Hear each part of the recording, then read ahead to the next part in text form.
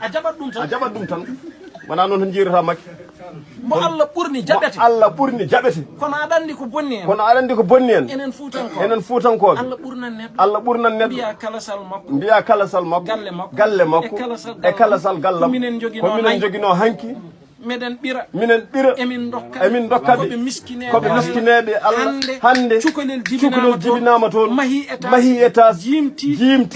e taroɗɗe ma mbiyaɗa wara hoore ma haɓoye Allah kallo hokkimo haɓoye Allah sa añi ko Allah waɗi gañƴa ko Allah laaɓi tal jonnen jikkuji ɗi afdalu ma yatahalla bihi l insanu hulqul hasan ɓurɗo e moɗon fof ko ɓurɗo yodde jikku nelaɗo sallllahu alayhi wa sallam o wi janggo yawmal qiyamati ɗo jooɗotomi ɗo ko nokku towɗo wonata hol ɓuroɓe ɓadade min ñande hen joom jikkuji moƴƴi ɗi jikkuji joɗɗi ɗi wona jikkuji ñiŋoji ɗi de wona ñohoɓe ɓene kayni ñohoɓe en ceerno cheikh nana mawniki no yo wutte makko ono wayi yodde holko haajima e ɗum holko monduma e ɗum Allah rokki cheikh wutte on somo yooɗi omo yooɗani an kam alnamo nafoore tawde ceerno ɓoroto yimɓe yo gartir hakkillaji mumen ganden maayde koko arata de te woppata hay goto de ko woppani ceerno ma mo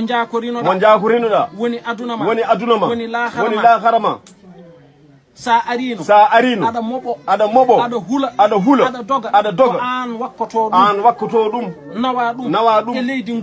nguldi mbaɗa ɗum toon aɗa andi ko Allah ko de woni gonga de tal yimɓe yo gartir hakkillaji mumen kaasi dinniral ngal hakkunde meɗen añodirde nde ala nafoore ƴeew hay e nder men ɗo joni won wonɓe ɗo ko waɗaɓe ɗo tan so gasni koko penoyta holko nafanma mi namnori on Allah haydara nafata joɗade jiya ko moƴƴi sa pari aɗa wonde ceernel ma walla goɗɗum ma gaɗa naafiqo no kanko de o woni koye heptude dental ngal yo heftu Allah hokkimo kanko de no haaldirta ni sen tiiɗani o heptat fof de yo heftu ko Allah hokkimo ɗum ala nafoore ɗum ko huruju gartiren hakkillaji men gonen gotum seerenɓe men ko gotum ko enen almuɓe goni probléme hande hajji malik ko huɓɓi ɗum Cheikh Oumar huɓɓi mo Ahmadou Bamba o huɓɓi mo Cheikh Oumar Ndiassane to no wiyete Kaolack goto hen fof kanko waɗi toon daccotal makko onon noon ceerno mon huɓɓe galleji fof yimɓe fof jaha